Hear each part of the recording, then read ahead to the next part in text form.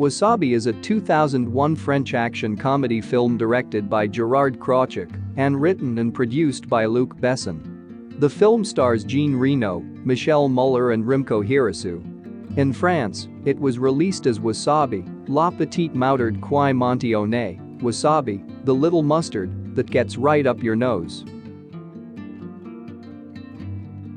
The film gets its title from a scene where the protagonist, Hubert Fiorentini, Reno, eats a whole serving of wasabi at a Japanese restaurant without flinching.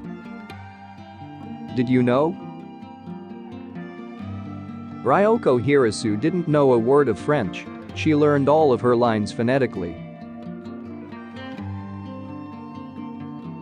The wall art that Yumi envisions for her room was taken directly from liner notes of The Prodigy's album music for the Jilted Generation, which features the song Voodoo People that was used in this movie. On Maiko's empty apartment, the window shows a neon light advertisement with the Japanese words raw wasabi.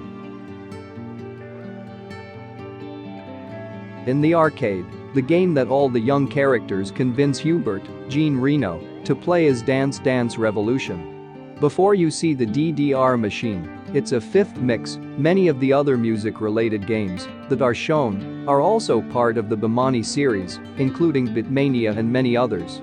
The song that the characters play is Dive by Biforu, and Jean Reno's character does fail on the easiest difficulty level, Basic Mode, known in more recent generations of the game as Light Mode. Storyline warning spoiler. A woman, later revealed to be a transvestite, dancing provocatively to the enjoyment of other nightclub patrons, is abruptly hit in the face by Hubert Fiorentini, Reno, a commissaire of the French police. Fiorentini drags her out of the club in handcuffs, assaulting other patrons who come too close to free the captive woman or attempt to hinder his exit. Unfortunately, one of these patrons includes the chief's son. Fiorentini is chastised for the violent and unorthodox methods that he uses to accomplish his goals and is put on paid leave from the force. Despite his success and his seemingly enjoyable lifestyle of fighting crime, playing golf, and being the object of a beautiful woman's bouquets, attentions, he has been unable to forget his one true love, Maiko, a Japanese spy he met 19 years prior. Upon receiving news of her death, he is summoned to Japan by her lawyer, Ishibashi Haruhiko Hirata, for the reading of her will. Ishibashi informs Fiorentini that he has inherited the guardianship of Yumi, Hirosue, a fiery, adorable, and eccentric Japanese-French teenage girl over whom he has custody until she reaches adulthood in 2 days, the age of adulthood in Japan being 20. Yumi, who was led to believe she was the result of her mother's rape and subsequent abandonment, hates her unknown father. Fiorentini realizes Yumi is his daughter, but does not tell her as she would probably flee from him. Fiorentini uncovers evidence that Maiko was the victim of foul play. He discovers that Maiko had stolen a small fortune from the Yakuza, a fortune now destined for Yumi upon reaching adulthood. Fiorentini summons the help of Momo, Michel Muller, a former intelligence colleague living in Tokyo.